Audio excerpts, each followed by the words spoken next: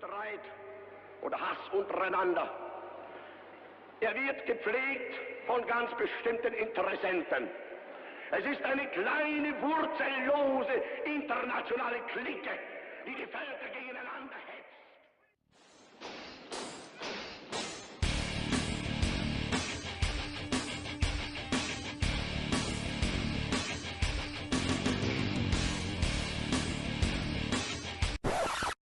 Yeah, sure. Nah, that seems legit.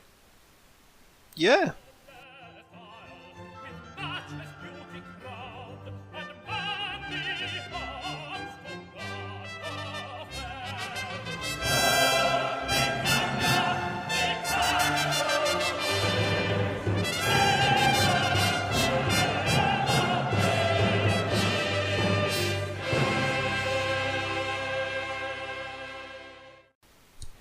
Yep, it's official. We've got the first gay, Jewish, interracial Nazi. Oh, you haven't heard? Yes, Milo, who has denounced white supremacy and has frequently documented his penchant for and enjoyment of black cog, is a raging white supremacist with a dabbling in genocidal rhetoric. Or at least that's what the idiots at UC Berkeley would have you believe. You see, it was once said by a rather prominent British politician that the fascists of tomorrow will call themselves anti-fascists. And this actually lines up quite well as a comparison when we consider recent events like the Trump inauguration and the rioting at UC Berkeley. You see, the Nazis legitimised their political violence through a structured campaign of political discredit and moral attack on communists. And the same is now reversed by the far left Antifa movement against anybody who's further right than they are. They brand them fascists and Nazis and use that rhetoric and the association that has been built up with those words to legitimise political violence. And this is unfortunately being cheered on by people stupid enough to align themselves with political thuggery. I'm hoping that the purpose of this video will shine through. It is to use my skill set acquired through my lifetime study of history and my academic study as a historian to analyse and compare the methods of fascists in the past and those of the Antifa movement today to prove the words of the probably falsely attributed quote from a few moments ago. You see, Hitler and Mussolini, as I said, had a habit of scapegoating through propaganda. I'll put a few images up now of prominent pieces of propaganda from both of their regimes. Now, this association that they decided to build up was between an ever-present communist and, in the case of the Nazis, also Jewish conspiracy that was slowly breaking down and threatening their society, and this built up a fear, or what they call the Red Scare, amongst their population. And so all it took was a match to a powder keg to this inflammatory rhetoric. In the case of the Nazis, it was the Reichstag fire, where they framed a communist. They used the event as an excuse to purge their political enemies. This resulted in street battles and rally disruptions, breaking up of anti-fascist meetings, anti-Nazi meetings, as a method of battling the Red Menace, as it were, and this gave them quite a strong image amongst the German people. And in fact, this has been noted by several scholars, including Anton Rabenak and Sander L. Gilman, that these street battles and rally disruptions were quite frequent after the Reichstag fire. This is because they had successfully built up a connection between communist ideas and a potential threat to public safety. Now you see, in the run-up to the UC Berkeley and indeed the Trump inauguration, this same pattern can be seen. First, they act to discredit their opponent. So for Donald Trump and Milo, it was both accusations of racism, sexism, transphobia, all the classic isms and phobias that you could think of, including Islamophobia, obviously. Because of the open nature of today's media, was unsuccessful. So they moved to the second phase, to dehumanize your opponent. Now to do that, you've got to brand them with slightly stronger language.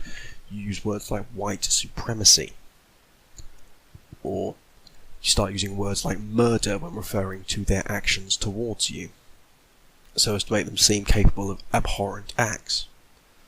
This then also enters the third stage, where they build up an association between your ideas and your words, again in the same way that the Nazis did to the communists. They build up an association between your words and ideas and violence being inflicted upon a certain group. So when it was the communists, it was obviously the people or the state. When it's anybody to the right of Antifa, it's homosexuals, it's women. Ignore the fact, of course, that Milo is in fact gay, as I've said and mentioned before, but he is horribly, horribly homophobic, apparently.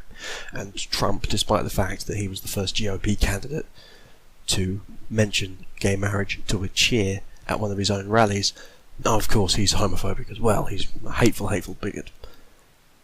And they would build up this association between words and violence, especially now through words such as hate speech, what is a popular term, which is used to build up this aura of words being violent, of being actions rather than simply ideas that might not sit comfortably with the audience. And this results in events like Richard Spencer getting punched in the head and people laughing this off. I'm not saying that we should sympathise with Richard Spencer's ideas, but again, the build-up of association between Nazi ideas are violent, therefore violence is okay against Nazis, meant that when he did get punched, it was treated like a comical event, whereas if had anybody else been assaulted during an interview, it would have been considered atrocious. Well, they successfully built up that association with Richard Spencer. They have done it again with Trump, and they are doing it once again with Milo. They did it with Trump, and it resulted in the inauguration riots. They did it with Milo, and it has culminated in this UC Berkeley debacle. They pump out a message that it's okay to commit violence against your perceived violence. In your words, you've somehow assaulted them. This sort of language is used frequently and is shown on various placards and other things.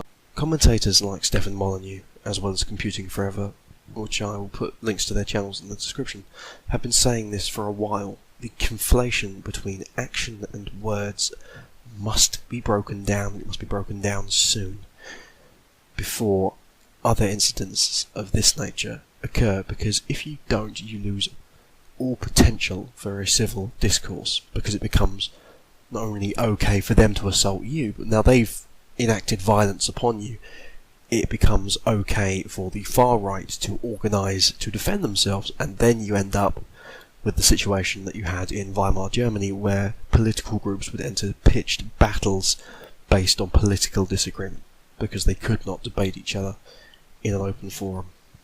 And as I mentioned, this association is built up through rhetoric and propaganda.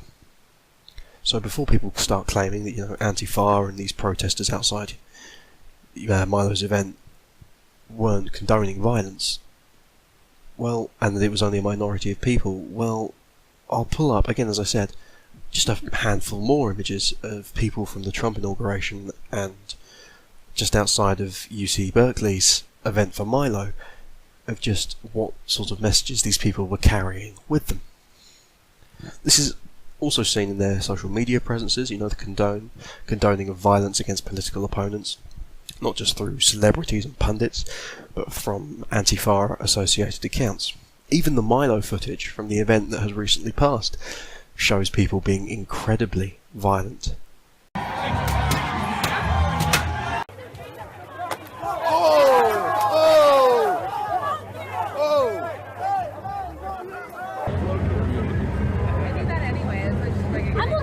make a statement by being here, and I think the protesters are doing the same. And props to them for the ones who are doing it non-violently, but I think that's a very rare thing indeed. So.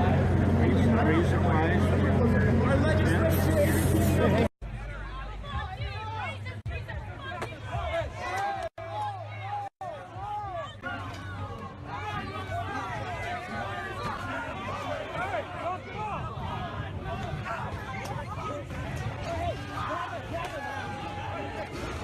Happened to you? Sure. Jesus Christ.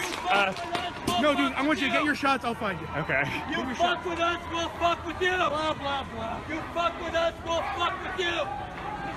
You fuck with us, we'll fuck with you! The guy was...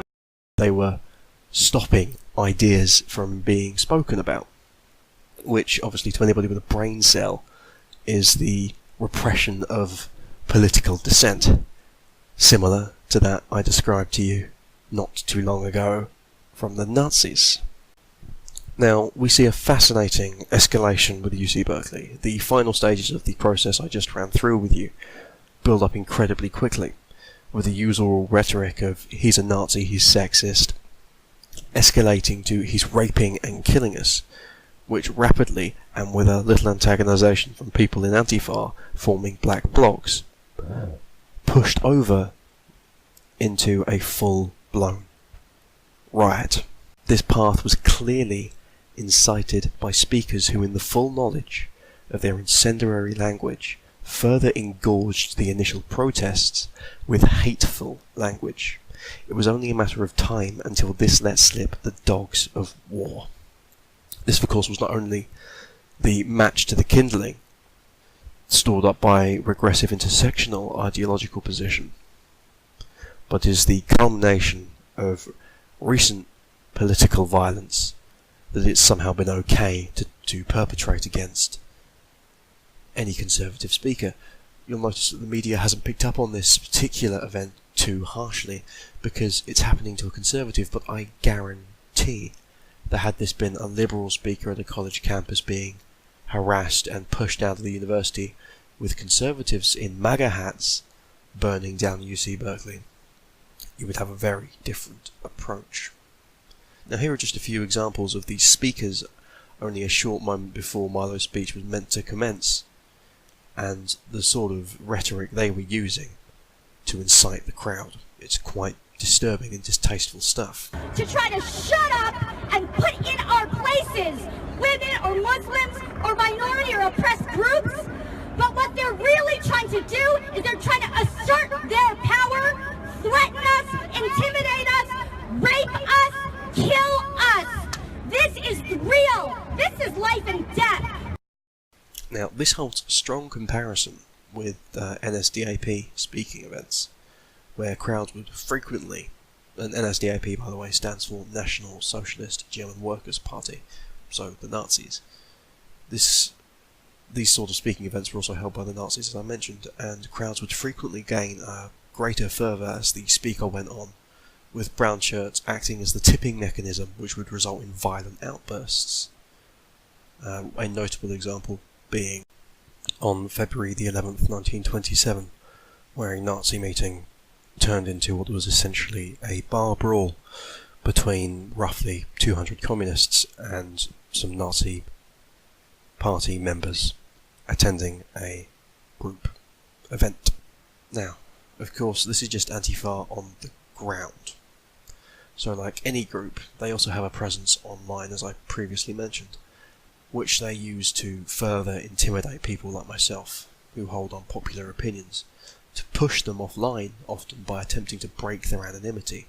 A more recent example is that of Crowd & T back in August of last year, where he was doxxed, and his doxing ended up on an Antifa blog, where they incited violence against him and his family. In fact, there's a quick clip I'll show you from Crowd's video. Someone going by the name of Billy doxed both my brother and me and posted a picture that was doxed previously, whilst proudly professing to do it for AIU. That picture turned up on an Antifa blog for supposed wanted people. In case you don't know what the Antifa is, it's a left-wing radical organization of thugs who in the past attacked police stations, burned down cars and firebombed the homes of people who they consider to be fascist, who is pretty much everyone to the right of Mao Zedong. The blog post has such amazing and compassionate lines in it as "Find his friends, find his family, have fun hunting him down, teach him a lesson."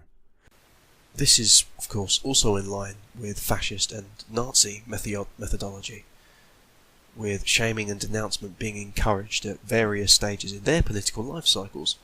For instance, by 1933 it was encouraged by Hitler to denounce communists, with them being referred to by a few scholars on the subject as perceived enemies of the new right.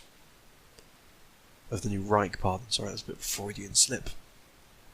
In fact, to briefly delve into the darker side of National Socialism, in an effort to push Jews out of society, they were not only simply labelled and targeted through propaganda, such as The Eternal Jew, a film from 1940, but they were subject to a targeted assault of large-scale property damage and personal attack by the SA and Brown, known as the Brown Shirts, in an event called Kristallnacht. This denunciation was also found in fascist Italy, with scholars like Peter Neville noting a multitude of cases where critics of Mussolini's regime were beaten for simply holding counter-opinions to that of the regime. Obviously, communists were targeted most viciously, but any critic of Mussolini's regime was running the risk of having the violence of the state and the party brought down upon them. So they silenced through fear and coercion, much in the same way that Antifa attempt to do so by bringing real-world consequences to your political ideas. In short, whether or not Winston Churchill can actually be attributed to the quote, "The fascists of the future will call themselves anti-fascists," the words certainly have a grain of truth to them. As now in 2017, current year, in the name of equality and anti-fascism, violence and thuggery are being used by these new fascists, all whilst claiming they're the ones silencing the enemies of the state, the right-wingers, the dirty Nazis. I hope this has made it perfectly clear to some of you that these thugs are not to be praised and lauded, as some particularly popular personalities have done. Instead, they are to be confronted with the most complete derision, the derision that we only reserve for the least appreciated and most intolerable of our society.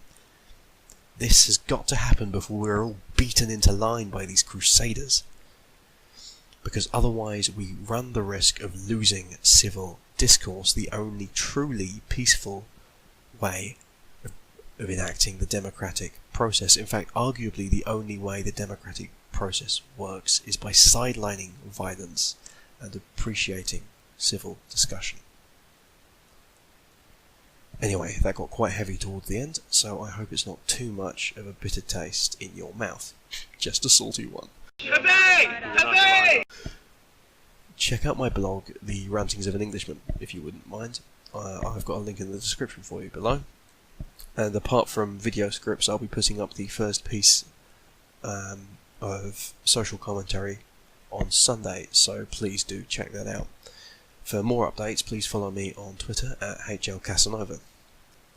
I've also got in the description a link to the Battle of Rorke's Drift.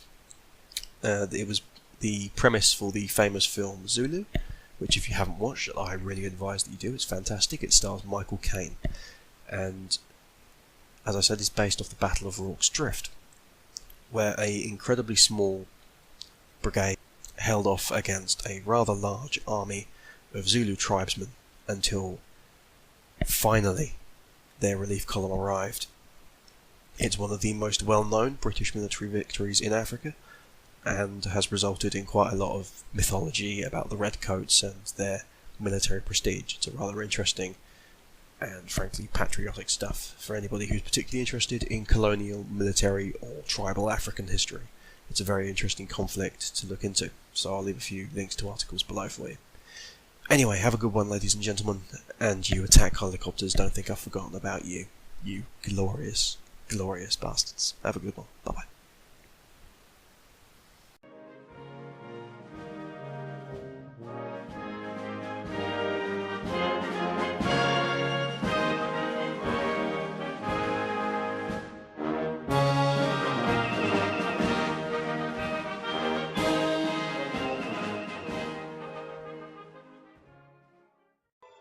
Magic mirror on the wall. Who is that? Fascist. Somewhere in nothing wrong.